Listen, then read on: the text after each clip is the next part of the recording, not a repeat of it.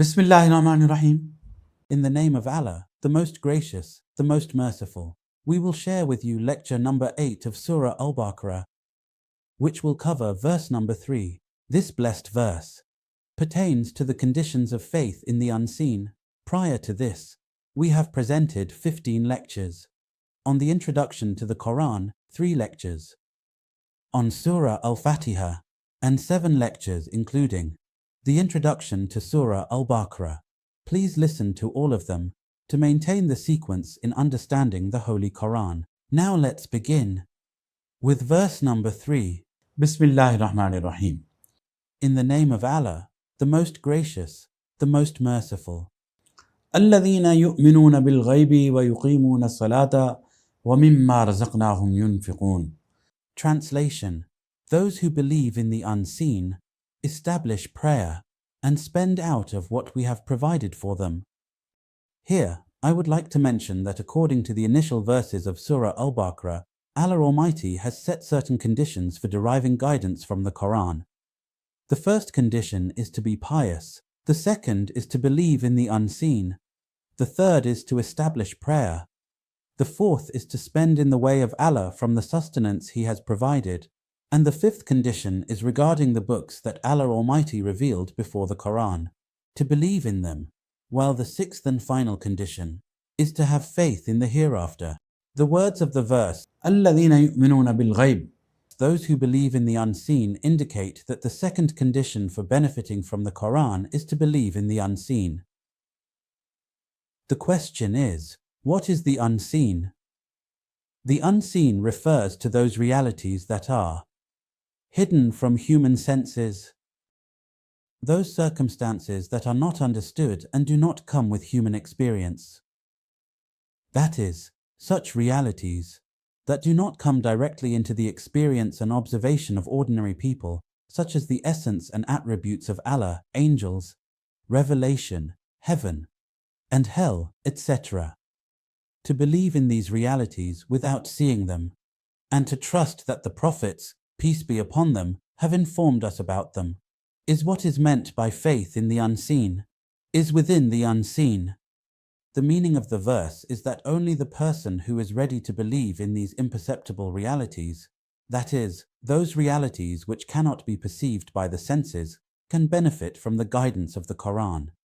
In contrast, the person who insists on seeing, in order to believe, places conditions on tasting and smelling, and says that they cannot believe in anything that cannot be measured or weighed, then they cannot receive guidance from this book.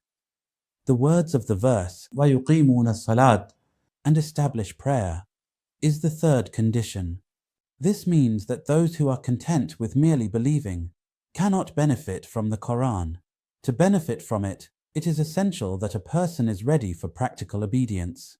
Immediately after believing and in practical obedience, prayer is the one thing that every Muslim encounters 5 times a day. Prayer becomes obligatory immediately after the acceptance of faith. It is not the case that a person can believe and then say that they will start praying later or afterwards.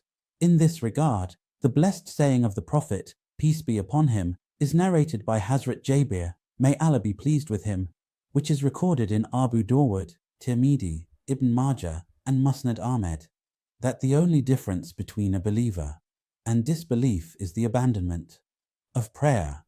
The only difference between a believer and polytheism and disbelief is prayer.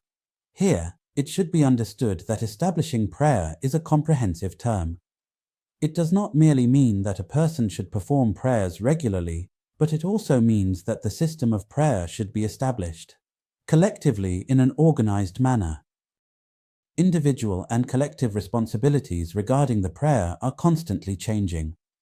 If a person is living a life of individual survival, and time and place have not placed any collective responsibility on him, then his authority will remain only on the performance of the obligatory prayer of the individual. And if a person is responsible for the affairs of the kingdom, is responsible for the affairs of the state, then the establishment of the system of prayer will fall under their responsibilities, and it becomes obligatory for them to establish it. The words of the verse, وَمِمَّا رَزَقْنَاهُمْ يُنْفِقُونَ, and from what we have provided them, they spend. Understand that no matter how much a person earns, it is not due to their own merit. There is a network concerning the distribution of sustenance that Allah Almighty has determined for each person's life, and these are the sources from which a person's income is derived. However, a large number of people sometimes forget that it is someone else managing these sources. Who is it? Simply put, it is Allah.